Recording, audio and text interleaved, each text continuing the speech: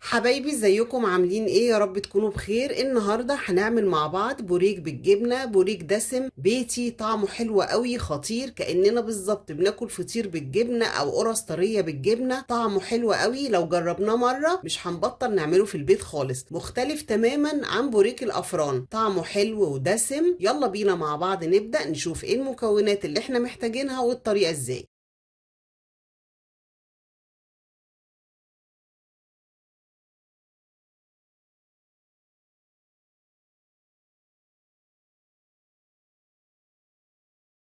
في بولة واسعة معايا هنا نص كيلو من الدقيق. النص كيلو 4 كوبايات بكوباية الشاي العادية اللي موجودة في كل بيت. نخلة دقيق كويس قوي. هضيف عليه معلقة كبيرة سكر، نص معلقة صغيرة ملح،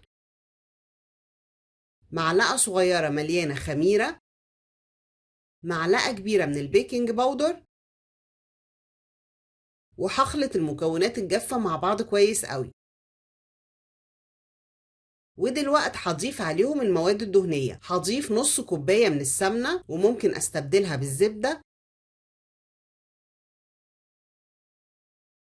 وهضيف كمان ربع كوباية من الزيت، حوالي 4 معالق كبار.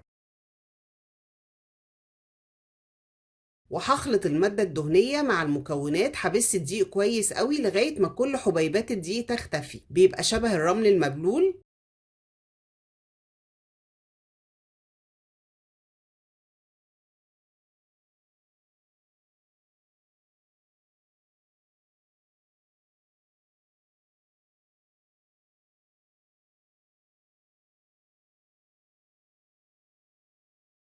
ولما بجمعه في ايديا بيتكتل وبيفك تاني بمنتهى السهولة. كده المكونات بتاعتي مظبوطة جدا. وهضيف كمان حبة بيض واحدة بس، وممكن نستغنى عنها لو مش حابين نضيف أي بيض في الوصفة، بس هي بتدي للعجينة غناوة وطعم حلو قوي. ومعلقة صغيرة من الخل. وآخر إضافة معايا كوباية من اللبن الحليب الدافي. وهلم العجينة، هعجنها كويس قوي من 5 دقايق ل7 دقايق بالكتير.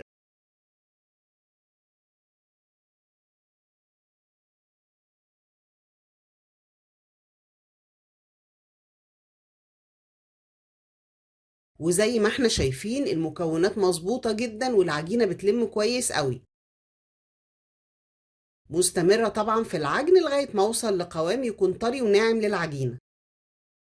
وبعد ما خلصت والعجينة بقت ناعمة بالشكل ده، هغطيها بفوطة من فوط المطبخ وهسيبها ترتاح. وفي الوقت ده هنجهز مع بعض الحشوة. والحشوة براحتنا وحسب اللي متوفر في كل بيت. أنا هحشيها بقطعة من الجبنة القريش، وهضيف عليها قطعة من الجبنة الناشفة البراميلي أو الاسطنبولي. ممكن جبنة رومي، ممكن أي نوع جبنة تاني متوفر في البيت. هخلط أنواع الجبن مع بعض كويس قوي.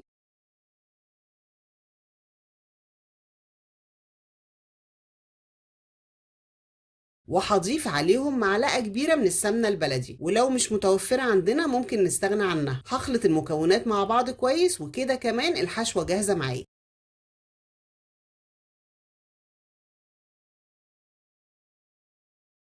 وهرجع للعجينة بعد ما سبتها ارتاحت تقريبا 10 دقايق. هقطع العجينة لقطع صغيرة أو حسب طبعا الحجم اللي احنا عاوزينه. أنا هقطعها قد حجم الليمونة الكبيرة بالشكل ده، وهلفها بإيديا زي الكورة. هنحاول طبعا إن تكون إيدينا مظبوطة وإن كل القطع تكون مقاس واحد، ولو عندنا ميزان بفضل إن احنا نشتغل بيه. وبعد ما قطعت القطع كلها، انا قطعتها ل 32 قطعة. وزن القطعة يتراوح ما بين 30 و 31 جرام. هغطيها دلوقتي بفوطة المطبخ وهبدأ حشو على طول. هاخد قطعة من العجين وهفردها على الرخامة. طبعا العجينة بتتفرد بمنتهى السهولة من غير ما ارش دقيق او اي حاجة، هي مش بتلزق. بفردها لغاية ما اوصل لسمك تقريبا نص سنتي، وبحشيها بمعلقة صغيرة مليانة من الحشوة في نص العجينة. وبقفل نص العجينة التاني عليها، بقفل الاطراف وبضغط على العجينة اوزع الحشوة، وبأكد تاني على تقفيل الاطراف. وبيبقى ده كده شكلها. وبنقلها على صينيه مش مدهونه اي ماده دهنيه. الماده الدهنيه اللي موجوده في العجينه كفايه جدا. ويلا بينا مع بعض نعمل قطعه كمان. هاخد قطعه من العجين هفردها على الرخامه بشكل دائري لغايه ما اوصل لسمك نص سنتي تقريبا. هحشيها بمعلقه من الحشوه، هقفلها، هضغط عليها، اوزع الحشوه، هاكد على تقفيل الحواف بتاعتها كويس، وهنقلها على صينيه الفرن. وهكمل الكميه كلها بنفس الطريقه دي.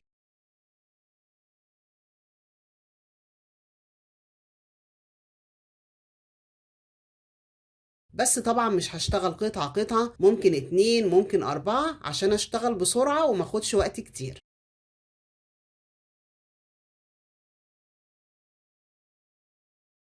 وبعد ما خلصت الكمية كلها سهلة وسريعة زي ما احنا شايفين، ما بتاخدش معانا وقت خالص، هغطيها بفوطة من فوط المطبخ وهسيبها تخمر نص ساعة ونرجع نكمل وصفتنا. وبعد ما البوريك خمر معانا نص ساعة تقريبا، دلوقتي خلاص مجهزين الفرن ومشغلينه على درجة حرارة 200. هدخل البوريك الفرن لغاية ما يستوي وياخد درجة لون حلوة من تحت، وهفتح له الشواية آخر دقيقة وهتابعه طبعا لغاية ما ياخد درجة لون حلوة من على الوش. مش محتاجة ان انا ادهن الوش اي حاجة، هو هياخد لون حلو قوي لوحده. هدخله الفرن ونرجع نشوف شكله ايه مع بعض. وده كده شكل البوريك بعد ما خرجته من الفرن، ما شاء الله لونه وريحته تحفة. هسيبه يبرد زي ما هو في الصواني، مش محتاجة ان انا اغطيه، انا عايزاه يبقى طبقة مقرمشة من على الوش وطري من جوه.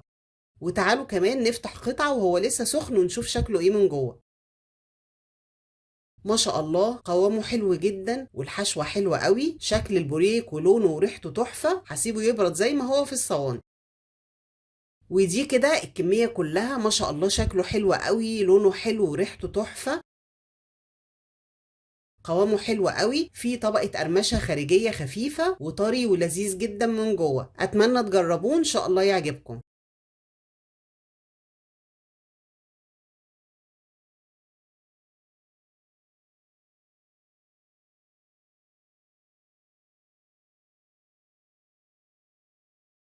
حبايبي وبكده خلاص خلصت وصفتي للنهارده، بوريك بالجبنه، بوريك بيتي دسم طعمه خطير، مش هنبطل نعمله في البيت خالص. زي الفطير بالجبنه والقرص بالجبنه، مختلف تماما زي ما اتفقنا عن بوريك الافران. اتمنى تجربوه ان شاء الله يعجبكم. ولو الفيديو عجبكم ما تنسونيش باللايك والشير والسبسكرايب علشان القناه تكبر بيكم، واشوفكم على خير في فيديو جديد.